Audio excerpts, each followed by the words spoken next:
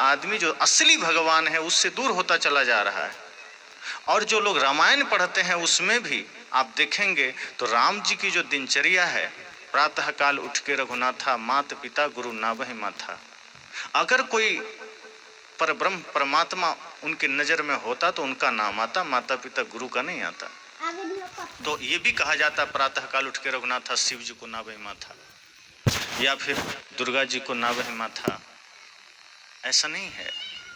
ये है माता पिता गुरु नावहि माथा। जो माता है, पिता है, गुरु है, उनको शीश झुकाते हैं। अर्थात राम जी की नजर में भी माता पिता गुरु ही श्रेष्ठ है।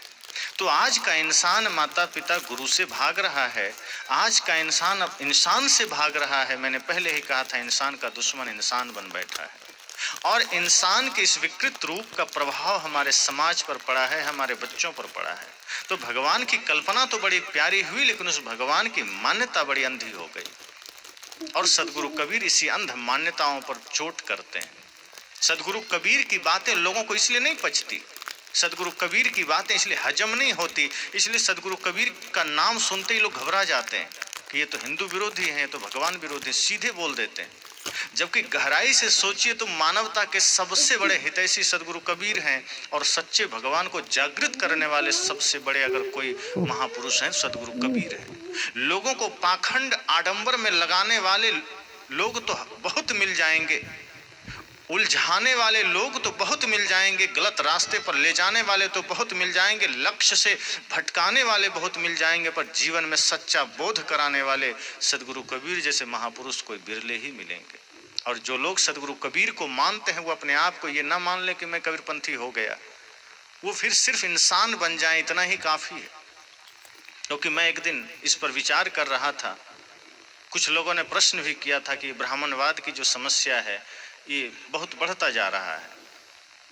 तो इस पर जब मैंने विचार किया तो ये पाया कि ब्राह्मणवादी व्यवस्था या ब्राह्मणवाद अब सिर्फ जाति सूचक नहीं रह गया है कि कोई ब्राह्मण समाज से वही ऐसा करता है। अब ये ब्राह्मणवाद की जो बात है ये कबीरपंथ में भी शुरू हो गया है, बौद्धों में भी शुरू हो गया है, जैनों में भी शुरू हो गया है, सब जगह शुरू हो गया है। ब्राह्मणवाद का मतलब है पाखंड करने वाला आदमी, ब्राह्मणवाद का मतलब है आडंबर करने वाला आदमी, ब्राह्मणवाद का मतलब है छुआछूत करने वाला आदमी, ब्राह्मणवाद का मतलब है सारे गलत अवधारणाओं को लागू करने वाला आदमी। और ऐसे लोग आपको कबीरपंथ में भी मिल जाएंगे।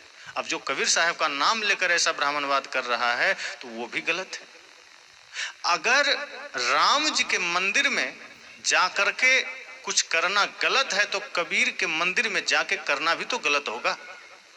अगर राम जी के आचरण करके ही राम की पूजा हो सकती है तो कबीर के भी आचरण करके ही कबीर की पूजा हो सकती है। अगर कोई सोचे कि राम की पूजा व्यर्थ है तो कबीर की पूजा भी व्यर्थ ही मानी जाएगी, जब तक कि कबीर के ज्ञान को आचरण में ना उतारा जाए। अगर पूरब की तरफ मुख करके खड़ा होना गलत है तो पश्चिम में मुख करना भी गलत है। अगर राम कहना गलत है तो रहीम कहना भी गलत है, क्योंकि शब्द तो दोनों ही हैं। अगर एक शब्द गलत है तो दूसरा सही कैसे हो जाएगा। मैं अक्सर कहा करता हूँ, शब्द अपने आप में कुछ नहीं होते, उन शब्दों को सत्य हम बनाते हैं। कोई भी शब्द तब तक कोई मतलब का नहीं है, कोई भी शब्द तब तक खोखला है, प्राणहीन है, जब तक व्यक्ति उन शब्दों को अपने आचरण में उतार कर उसे सत्य का रूप न दे दे। जैसे आपको प्यास लगी है और आप बहुत प्यासे हैं, बिना पानी के आप व्याकुल हैं, आपको कुछ अच्छा नहीं लग रहा, और मैं यहाँ कागज में लिख करके दे दूं पानी पानी, सबको बांट दूं, लो पी लो। अब कागज में लिखे हुए शब्द से आपकी प्यास अगर बुझ जाए तो बताइए।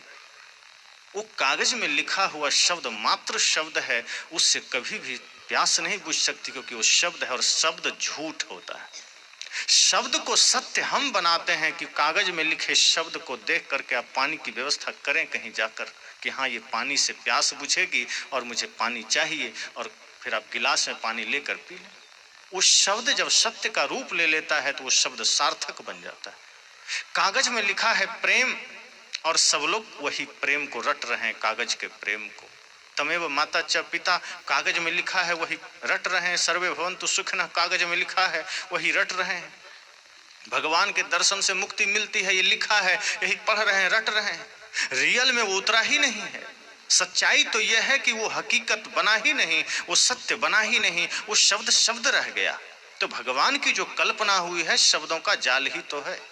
और खेल चलता है। बंगाल के लोग जो भगवान की पूजा करते हैं मांस भी चढ़ा देते हैं, क्योंकि मांसाहारी होते हैं, और जो लोग शाकाहारी होते हैं फूल चढ़ाते हैं, मिठाई चढ़ाते हैं, फल चढ़ाते हैं। तो आदमी जैसा है वैसा भगवान का कल्पना कर लिया और अपने हिसाब से भगवान को चलाना शुरू कर दिया। और उसी में कोई हमारे समाज का अगुआ बन जाता है, पुजारी बन जाता है। तो उधर कोई पुजारी बना तो हम कहते हैं तो राम का पुजारी है, कृष्ण का पुजारी है, महादेव का पुजारी है, माता रानी का पुजारी है, तो ढोंगी आदमी है। लेकिन यहाँ कबीर पंथ में कबीर का भी पुजारी लोग बन बैठा है, वो और महाढोंगी है। चलो वो तो फिर भी भगवान की कल्पना ही ऐसी है कि वहाँ पुजारी बन बैठा है। जिस कल्पना का विरोध सदगुरु कबीर ने किया, जिस पाखंड का विरोध सदगुरु कबीर ने किया, जिस आडंबर का विरोध सदगुरु कबीर ने किया, अगर उनके नाम पर भी कोई पुजारी बन बैठा है तो ये तो और ज्यादा खतरनाक है। ये तो ऐसा ही हुआ कि किसी को रखवाली के लिए खड़ा किया गया कि तुम इस घर की रखवाली करो, और वही सामान चोरी करके भाग जाए। दूसरा चुराया तो कोई बात नहीं, चोरी कर सकता था दूसरा आदमी, लेकिन जो रक्षा के लिए खड़ा था वही चुरा लिया। जो सदगुरु कबीर पाखंड विरोधी हैं, जो सदगुरु कबीर जातिवाद के विरोधी हैं, छुआछूत के विरोधी हैं, उनके अनुयायी, उनको मानने वाले ही वो काम करने लगे जिसके खिलाफ सदगुरु कबीर थे। तो ये तो और खतरनाक मामला हो गया।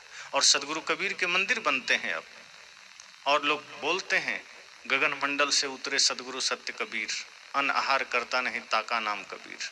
अब कबीर साहब भी अन्न आहार करना छोड़ दिए लोगों की नज़र में। अपने गुरु, अपने भगवान को हम इस कदर ऊंचा बना देते हैं कि उनको भोजन से भी मुक्त कर देते हैं, लेकिन मंदिर में ले जाके हम भोग चढ़ाते हैं। प्रार्थना में कहते हैं भगवान भोजन नहीं करते, अब मंदिर में ले जाके भर भर थाली भोजन लगाते हैं कि भगवान भोजन कर लो। मजाक नहीं तो और क्या है।